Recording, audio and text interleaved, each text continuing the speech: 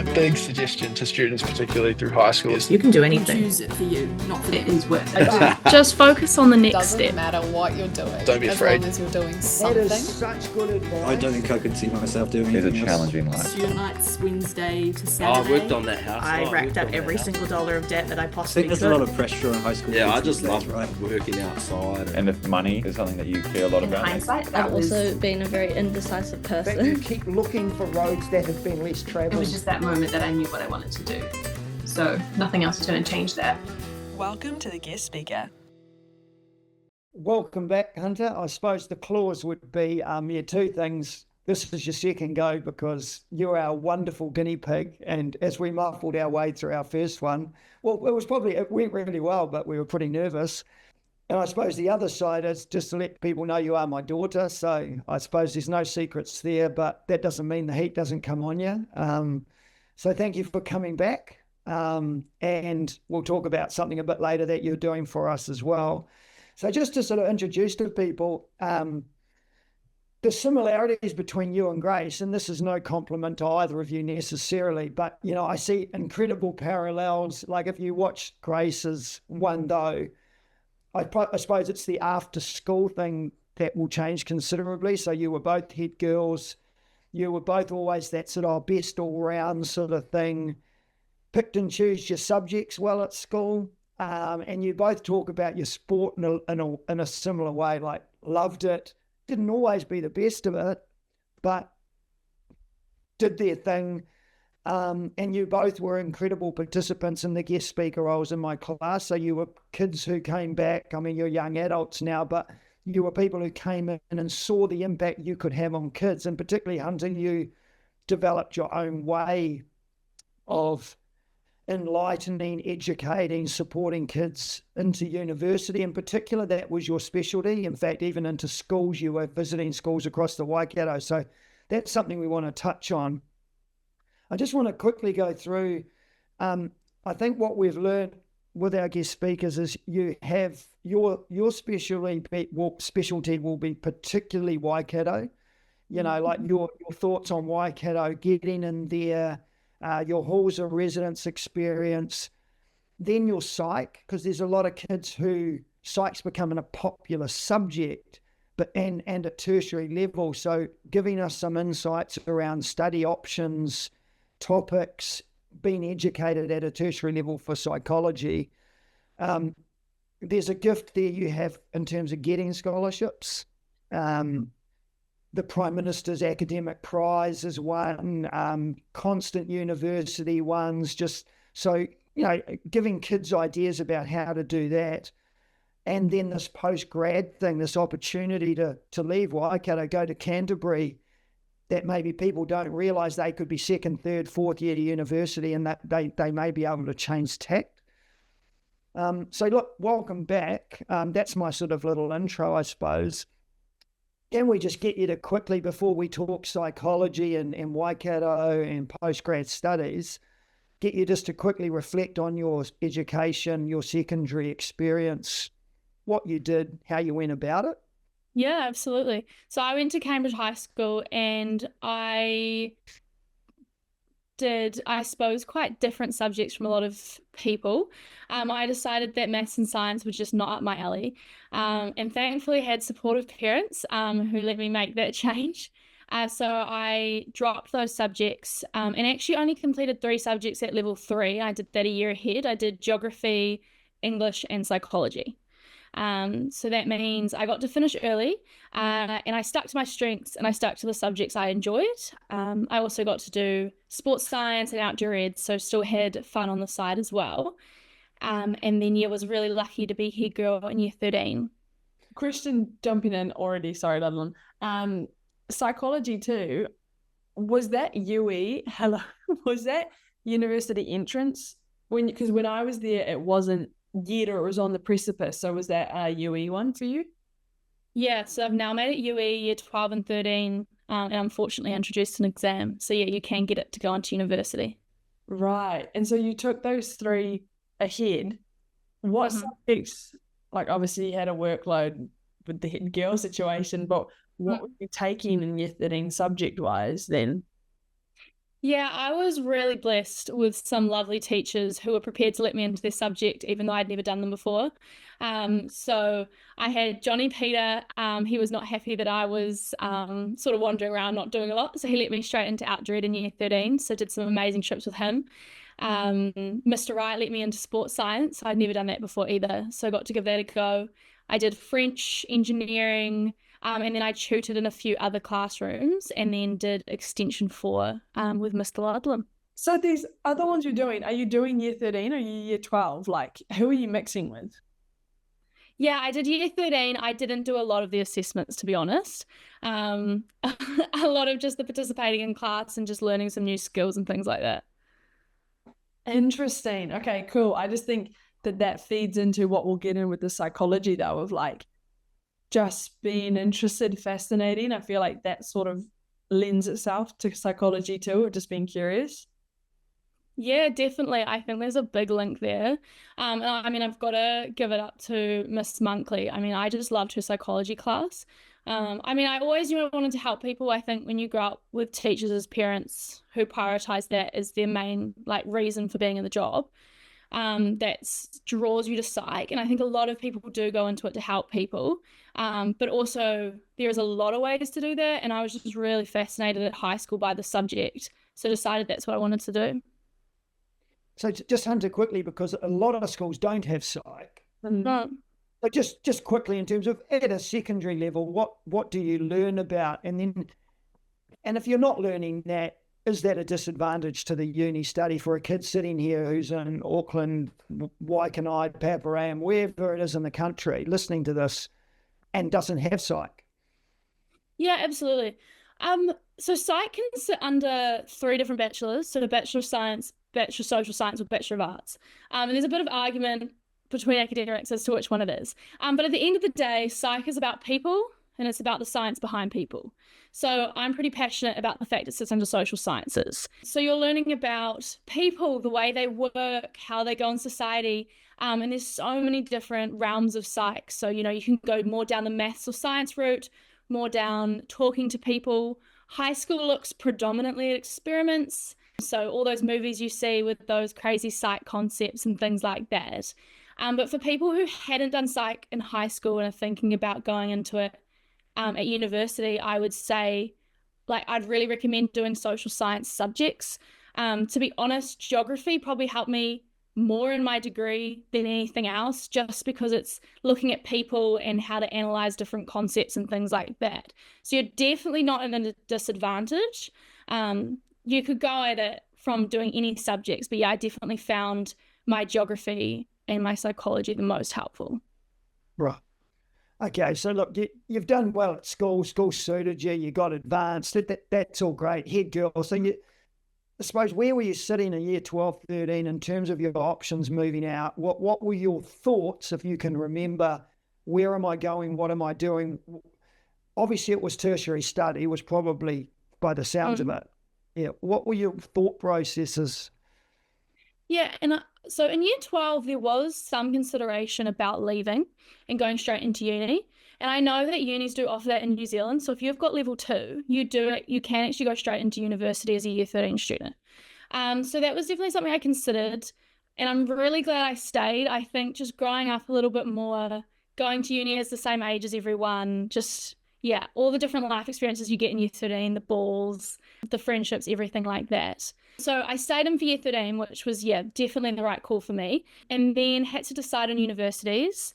I applied for Victoria, Auckland, and Waikato, but I got the scholarships for Auckland and Waikato, but not Victoria. So that sort of ruled out Victoria off the bat for me. And then personally, it was really important that I stayed close to home. I wasn't quite ready yet to leave the nest entirely. I still did halls, so I still got out of my comfort zone, but I loved my whānau and yeah, just wanted to stay in the area for a little bit longer.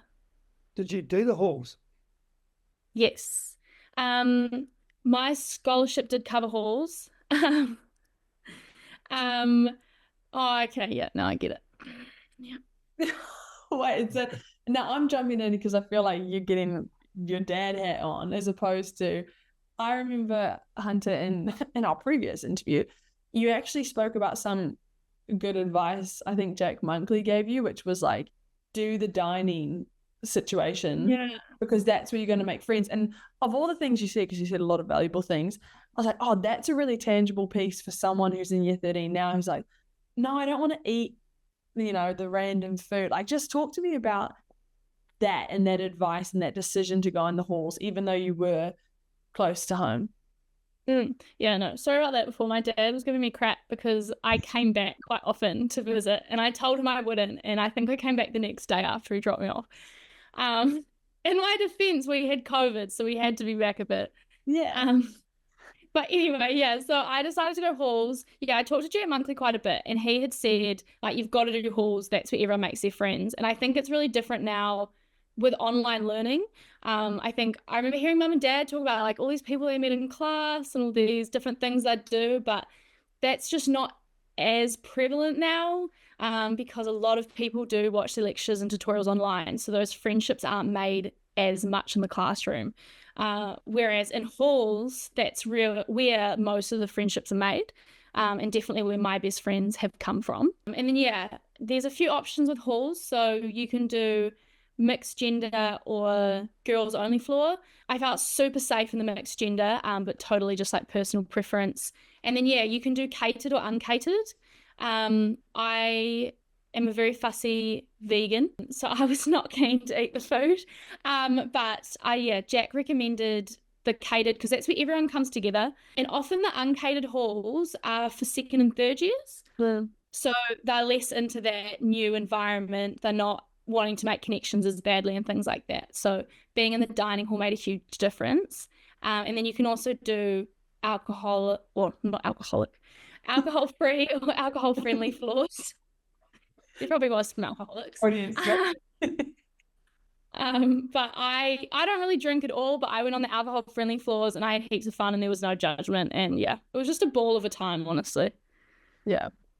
And then, like, with those halls too, granted yours was a little bit of a situation because COVID and stuff, like, yeah, maybe didn't get that full experience, but did you opt then to go, oh, I'll try and be an RA or I'll do second and third year? Like, at the end of that year, did you feel like, I'm good? Talk us through.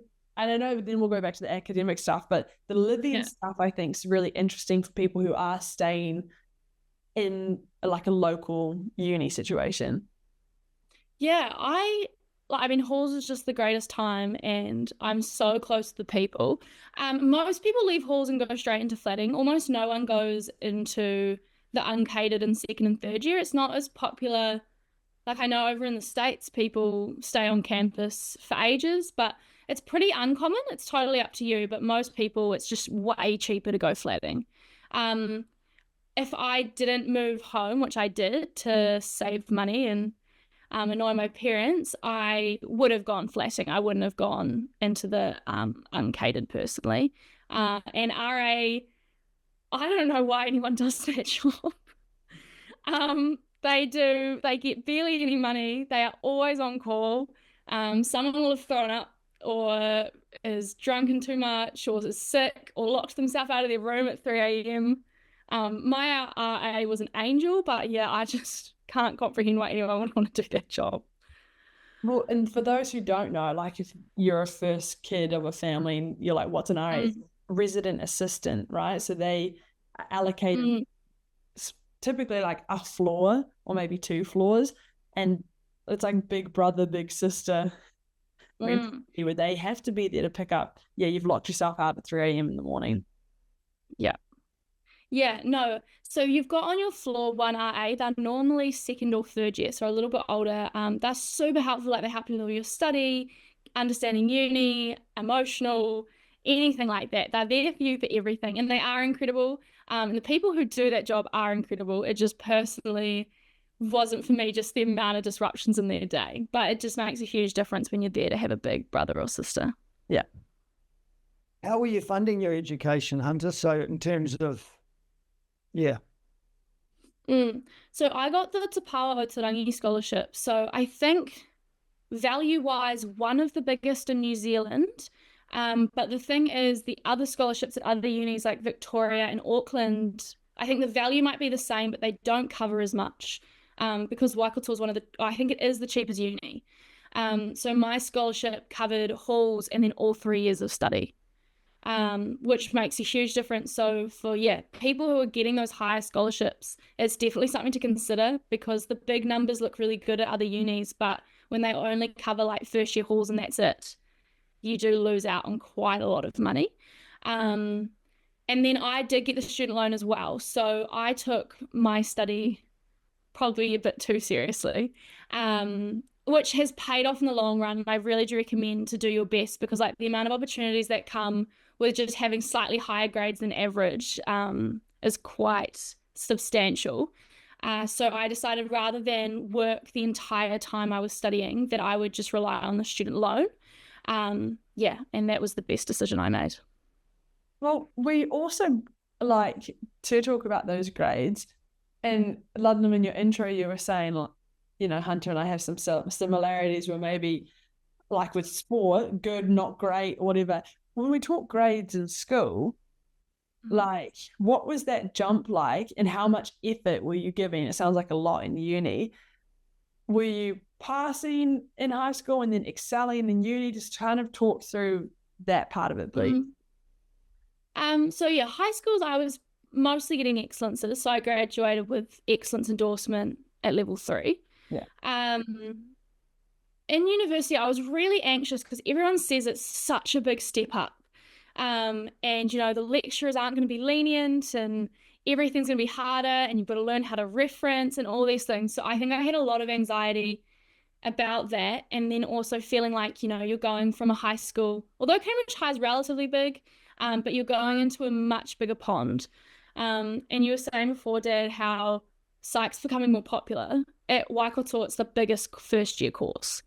So it's huge. You walk into that lecture theatre, and I remember my first day panicking because I was like, I am never ever going to be able to like get anywhere close to the top with all of these people. So there was a lot of anxieties, and I think like interesting you said about the sport as well. Like I was always really good at academics. I don't know if I was the best at high school. You know, I wasn't. I did well in all my subjects. I got close to top, or maybe top in one. But I wasn't dux of the school or anything like that. So I felt like I was going to fall a lot further behind. And what I found with uni is that it is very achievable, but it is purely based on the amount of work you're prepared to put in. Definitely year 12 and 13 set me up in terms of I had my study routine. I knew what worked for me. I knew how to learn and how I like to learn, because it is very self-directed.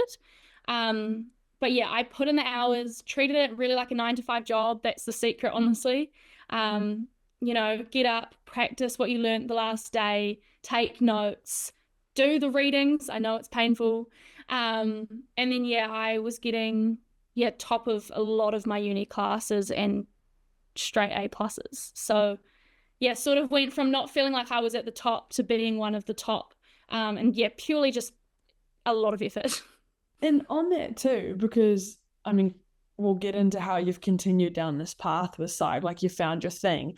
I'm thinking you have 2 parents who are teachers who are very passionate about that field. Going back to middle high school, was there ever a part of you, and you're very community orientated, part of you that thought, oh, I'll do teaching? Yes. I have gone back and forth with the idea for a long time. And I always knew if I was going to do that, I was going to do high school teaching. So I got my degree and I actually went and teacher aided for a year because I was really considering it. And I don't know what, maybe like a weekend I came home to mum and dad and I was like, there is no way that I'm being a teacher. So I gave it a shot, but it was not for me. Why? What about it didn't hit for you? It's interesting growing up with teachers. I think it's become very pastoral. So, you know, you're really having to care for the students and there's a lot less focus on the academics. And personally, what I'm passionate about is information and learning and articulating that. Whereas I found teaching, it was less about the information and more about how you can communicate it to like each person. So I was less passionate about that. So I decided it wasn't quite for me. Interesting. That's what you say, Ludlam, about being an educator, and how that is real, like thinking about how that student is going to learn and receive it. And that's a part of, I think, teaching that maybe goes unappreciated, is how much of that is going on. Oh, absolutely. Yeah, look, give us some insight, Hunter, into that, your studies at uni then. What are you learning in psych? What are the options? Because you would have taken one path. We're going to interview Abby, and another student I taught, and she took a different path. What are the paths, but what did, in a nutshell, what can kids expect if they put their hand up and go, I'm going to go study psych? Both. Yeah, I think a lot of people, like we talked about before, really want to help people. They're really passionate about just people in general and how they work and things like that. So it's a very fascinating subject. I was one of those people who needed like a strict plan for the next like 20 years on what I was going to do. You know, a 5-year plan was not enough for me. This is the funny thing. This is where you and Grace differed. I said to you early on, you and Grace were similar to, it gets to the end of school and she's sort of, I don't know what she's done. And and then, but yeah, you've been very blinkers on, yeah, which is fine. Yeah, so I actually went to one of the guest speakers in Dad's class, and they did clinical psych, and I was like, yep, that's exactly what I'm going to do. So clinical psych is pretty much what you think of when you think of a psychologist, you know? It's that whole, you've got a couch, they sit down, they have a lie down, they talk to you about your problems, you give them a diagnosis, you check up some ink blot tests and that sort of thing. So very much one-on-one, very diagnosis focused. So that's clinical psych, and what a lot of people enter psychology wanting to do, which is totally fine, and it is a really cool career choice. So I was really fixated on that, and to get into that you need at least a B+ average or higher. So that was one of my motivations for keeping high grades. In psych, there are so many options for study, and New Zealand's only getting more.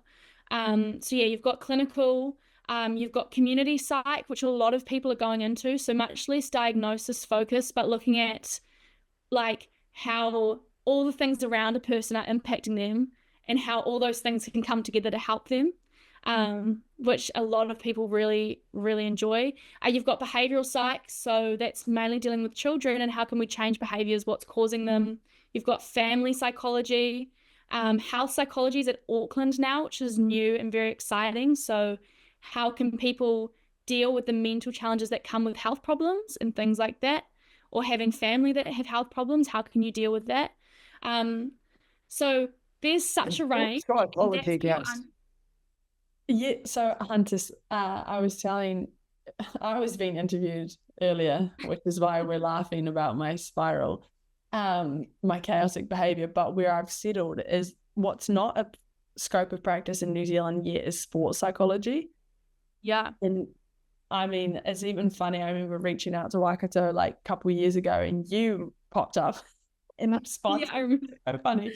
But I started playing with this idea, and I've actually just enrolled and got accepted to start like a grad diploma with Massey correspondence, because I think that's where I want to go down, because I see sports psych is like a gap right now, but something that in the States is huge, and I feel like New Zealand's getting there. So hearing you talk about like how Auckland just started with health psychology and this, I feel like sports psych's only offered, from what I was finding, only offered at Massey sort of, and not even really, whereas, and this is just me speaking freely, Waikato was like, no, we don't offer that, which was crazy because it's a high performance center essentially of New Zealand, and it didn't have it.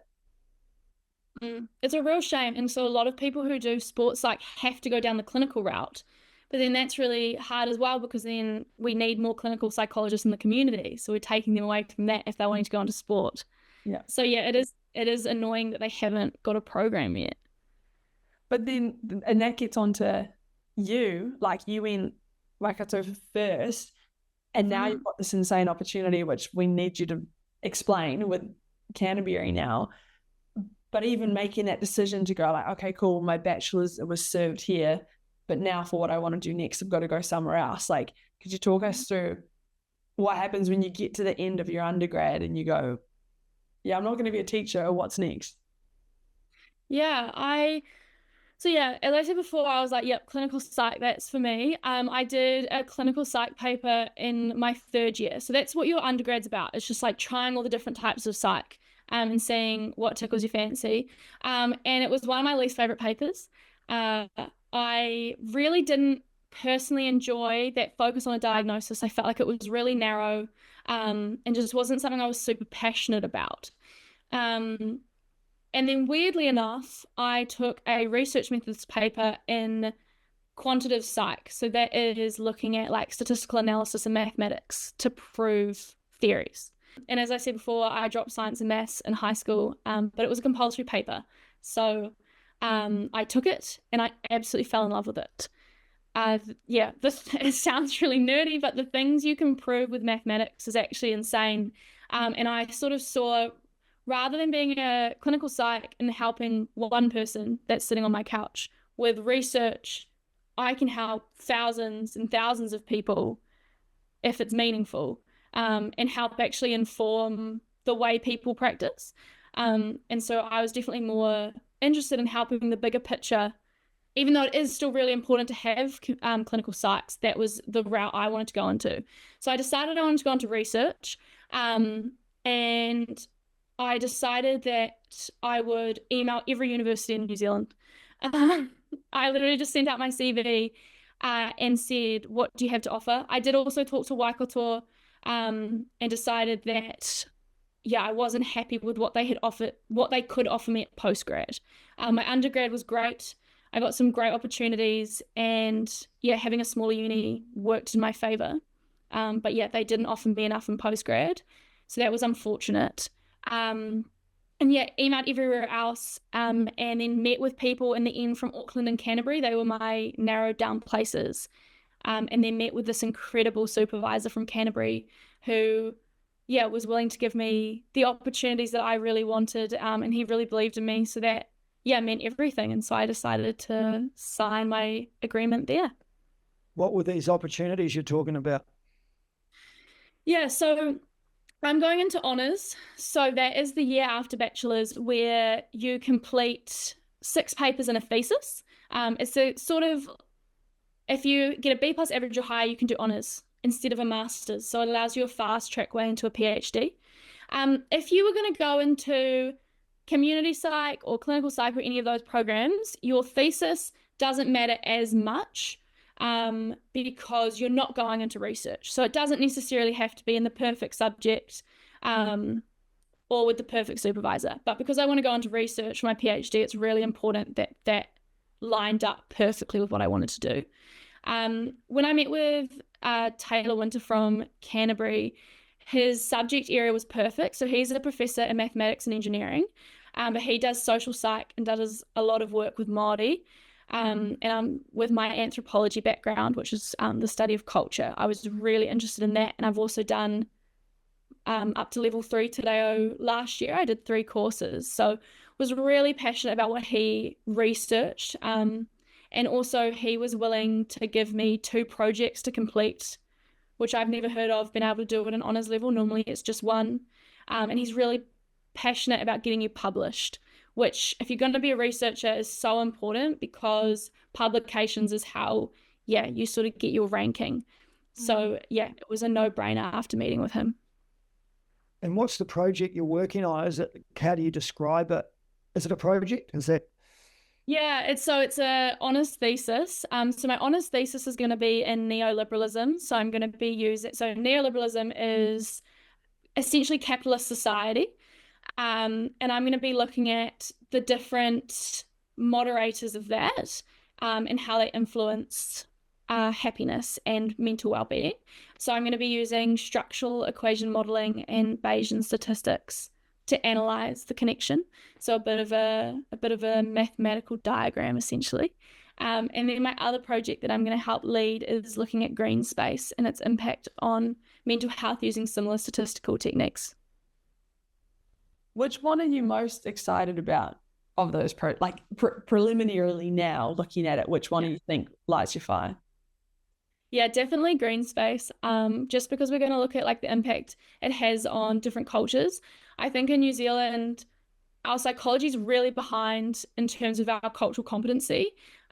We use a lot of the results from overseas, which potentially may apply to Pākehā, but even then we've got a different culture from people in the UK or America.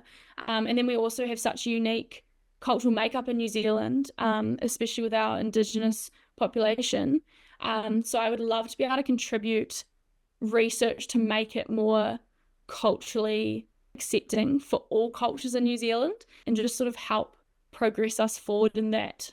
I think it's a real hole in the research. Just before we get too far, because it was probably a major part of these opportunities, what is the Prime Minister's Prize? How did you get it?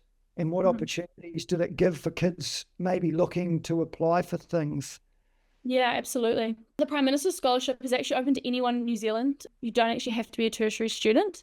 But yeah, anyone can apply for them. They require, I think I did 3 video submissions and an interview, and they have them for around the world. They're often in Asia, some in South America, and it's an opportunity to go and create connections in another culture, to learn what other countries are doing, and then to bring it back and hopefully implement it in our field. So I did mine in Vietnam when I was awarded, and I did a 2-month fully paid internship with Eco Vietnam. So that sort of links in with the green space that I'm doing as well. So I'm very passionate about the environment. So I actually got to create a sustainability program because that's not something talked about at schools in Vietnam at the moment. And then I actually got to bring it into Vietnamese schools and teach the kids about sustainability and recycling and composting and things like that. Were you by yourself? Like, now I'm putting my parent hat on, Ludlam. Like, am I just sending my kid to Vietnam solo for 2 months? Like, what's that look like? No, so they actually selected, I want to say. Perfect. They didn't even ask. I think there was about 20 of us selected. So I actually we all stayed in the same hotel, and then I actually flattered with 2 other people as well, and we've become really close friends. And then one of my closest friends was on that trip as well. So no, it's also to experience the culture. So it's not only doing the internship, but also just experiencing another culture and bringing that back to New Zealand to help you with your uni and your future research. Yeah. In terms of, obviously you jest, but it gave you a lot of opportunities. How seriously you took study in undergrad. I feel like that's not going to slow down, if anything, in this next stage. It sounds like you've got quite a lot on the plate. Can you just talk us through, and sorry if I'm jumping the gun here, Ludlam, but now I think you're literally leaving tomorrow or the next day to drive down. On Thursday, yeah. Yeah, on Thursday. Exciting. What are your thoughts or anticipations about making the move to the South Island? Yeah, I think it'll be interesting because obviously I've never really done the flatting thing. So that'll be a big step. But I'm also so excited to do something different. And I think that's really important obviously you've got to push yourself, but to do things at your own pace. I'm not embarrassed to admit that I wasn't ready to leave Cambridge when I left high school. That wasn't the step that I was ready to take, but now I am ready. And so I think I'm now leaving rather than with fear, with so much excitement. So yeah, I'm just so ready to go. I think that's a good message for parents too. I mean, in this situation, I was a parent. I remember the drop off at the halls, although you, like a bloody feral cat, came home really quickly, hours later. That whole, even parents who listen to this, my kid's going to uni and it's going to be all easy. I think it is a big time, and I know for mum it was harder than me. And then tomorrow, well, not tomorrow, but the next day, we'll do a road trip down to Canterbury, and I'll get to do that again. Completely different position, different experience altogether. But I just think it is. And I suppose the other one I remember a lot, if I'm giving advice to parents, is really talk about the money thing. I was the first generation in whatever year, it was 1990, I went 1991 or something, I went to uni. Student loans came out. All of a sudden, uni wasn't free. And Dad and I, Mum, there was just no talk. And you've got to sit down, and I know we're going to talk about the stuff you're doing later in terms of the helping kids, understanding costs, understanding payments, understanding your options, and talking is really important. So I think parents need to be really engaged in that. And maybe this is a good time for me maybe to start talking or getting you to talk around. You came back a lot into my classroom to help kids like Grace did. You chat about life and give them advice. But then how you took that a little step further with schools? Can you talk about? Yeah, I was shocked by quite a number of things when I went to university. And I've always been a really prepared person. So I thought I was over-researched. But the amount of things I was surprised by, for example, like halls, a deposit's due in January, and that's a couple grand, which I didn't have and wasn't even alerted to. And then even, I mean, granted, I was on scholarship, so I was very blessed with that. But I know a lot of my friends struggled in halls because they assumed that the student loan would cover all of halls. But you're about $200 short a week, which is insane. A week, yeah. Wow. Which is a lot to find out when you've just signed up for one. And so there was just so much information, how to apply for scholarships. I mean, student loans is potentially the most complicated process I've ever experienced in my life. They really try and make that difficult.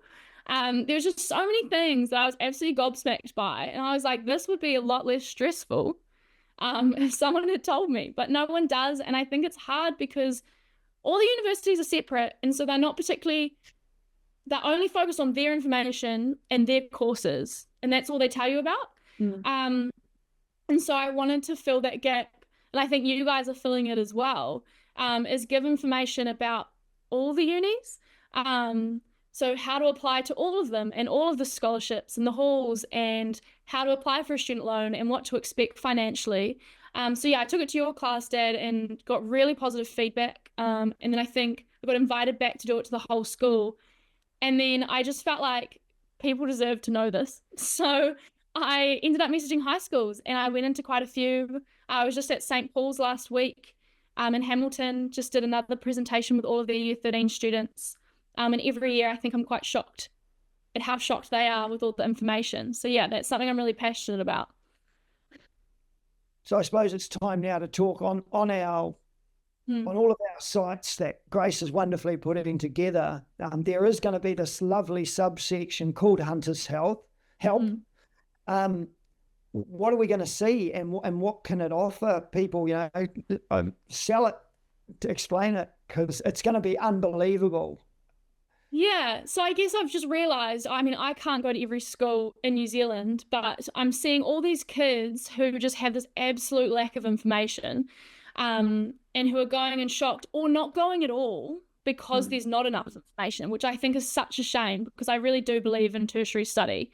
So yeah, it's an amazing opportunity you guys are giving me to be able to put this on your guys' sites. So it's going to be a bit of everything. I'm going to break it up into sections, but firstly, you're going to have student life. So just getting you excited about it, what to expect with uni, all the fun things, but also just taking away a bit of that fear of the first day, you know? What do you bring? What does your timetable look like? How do you sign up for different labs? What does your year even look like? When can you work? When can't you? Just the general gist of things that you slowly are meant to work out yourself, but it just gives you a bit of a head start. I'm also going to cover things like references because that can be really scary, and just a little touch on like ChatGPT because that's a really new thing, which I know a lot of high schoolers obviously using at high schools for just how that can apply at uni. I'll go through very detailed on how you can apply for a student loan to make it as unpainful as possible. And then also just the different scholarships at each University of New Zealand, and as well as the different hall options, what options might suit you best, and then also what to expect price-wise. So hopefully there should be a little bit for everyone. We're so looking forward to that. And the fact that your name's Hunter and it can be Hunter's Help is perfect because that is like you know, Ludlam, you say what 1991 was when they introduced the student loan. So now we're probably getting more to the generations where maybe your parents did, like, you know, if there's some young parents or whatever's going on, but most people's parents, if they went to uni, like mine didn't have the same experience because there wasn't a student loan, or it was different and there wasn't the allowances. So, and even that conversation now with ChatGPT, like that's different than what you and I had with high school and going through uni. But now when you return to study, and so do I, that'll be a conversation added too. So I'm just really excited for Hunter's help and the questions that will come in that will make you ponder and go, oh, and because you're inquisitive and you research, you'll be like, let me find out. Let me figure it out. Yeah. And I think I see that potential, you know, every school, you know, the study class goes on that where kids are largely sometimes disengaged, not working. I mean, some schools must run them really stringent, but where they can be, you know, told to log on, have a look, let's get started. I mean, I know both of you had the privilege of a very special class that I just happened to run where we didn't have a curriculum and all we did was get you ready for uni. But those poor kids, 4 or 5, year 13 subjects, they don't realise that in June they're starting, you know, to get prepared. And it could even start earlier than that. So I think it's going to be a real heads up to a lot of kids and a real supportive thing. And I'm hoping schools just get kids logged on, get them into Hunter's help. And parents, please get on and have a look, because as a parent, even preparing kids as a teacher, I was oblivious to what was going on. Yeah. Even the like the enrollment times, recognizing that, you can't just do your, you know, end of year exams in November and go, okay, cool, I'm ready to apply for February. Like, it's probably edging on too late. Like, I need to check the things. But Hunter, we're so excited to have you in it. And I know sounds like you're already doing quite a lot of mahi to get things prepared, but recognizing that you're about to embark on this next journey. And I'm wishing like we had someone who was maybe a second year PhD student, or someone who then you could listen to and feed. So it just shows the value of this platform and what we're building, because we're going to ask you questions in a year's time about how you prep for a PhD path and go. So I think each year we can check in with you and see where you're at on this journey. And we're going to have to make a going south video. He's becoming quite the content creator, Hunter. I think your editing skills are helping, Grace. I sent him the first one yesterday. He went, well, I need to up my game. I'm going to refilm. bloody Grace wore a floral number, which just brightened things up. I was like, oh, what? My white teacher ain't gonna. I sent you the website draft, and he goes, let me just take a reshoot. I've got a new table. It's a cool table, to be fair. Yeah, it deserves the limelight.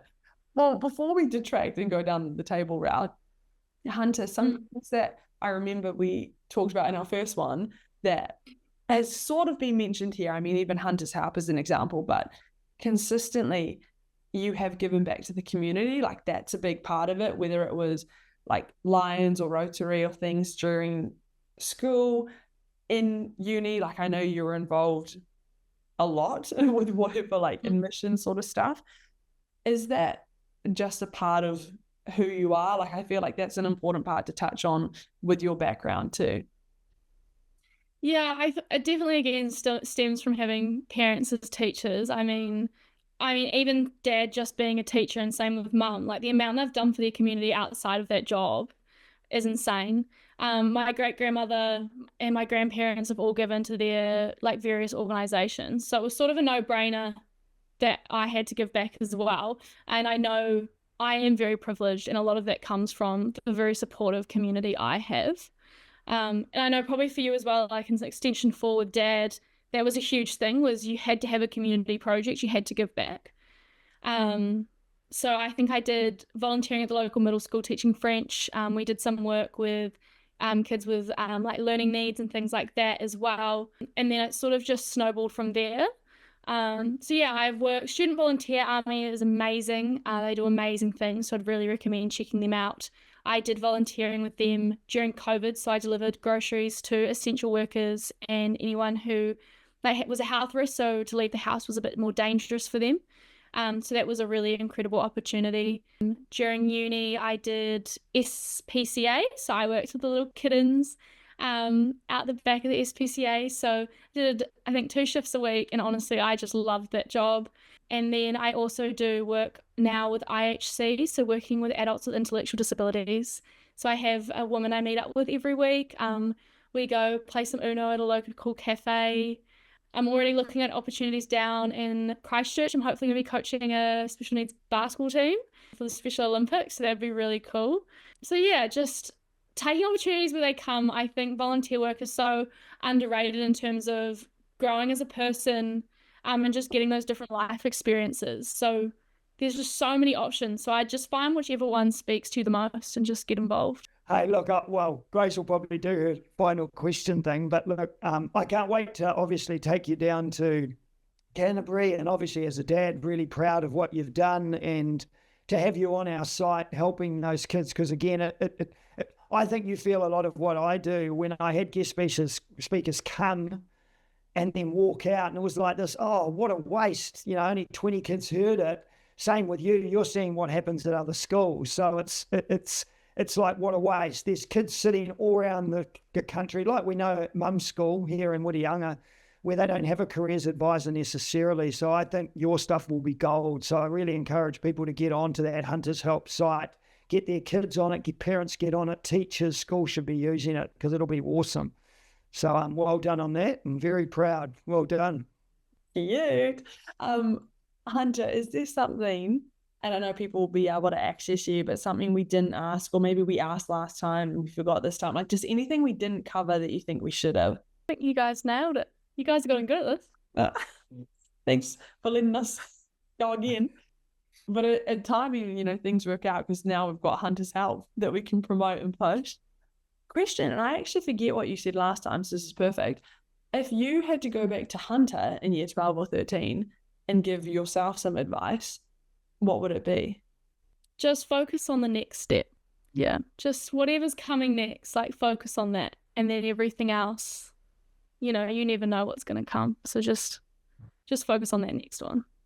Rather than thinking too far ahead, like, what am I going to do when I'm older? What am I going to do when I'm 30? Will I still like that one day? Like, what do you want to do next? Well, what's the next thing you're really passionate about? What's the next organization you might want to work for? What's the subject you're most interested in? Just don't overthink it too much because you are young and things change. And you're not going to have all the information. And so you can only do with what you've got at that point. So don't overthink it too much and just, pick the next right choice. Ludlam, we are more alike in that I feel like that was my approach too, of go where that opportunity is. And that's not saying to just completely go wayward, but like if you see an opportunity, not have to think, oh, well, I said I was going to do this. So I've got to keep going. It's like, oh, well, if it presents itself and it fits, and like you said, you're passionate and it's the right next step, be open to receiving that. That's awesome. I think we nailed it. If we do say so ourselves. It's a gut.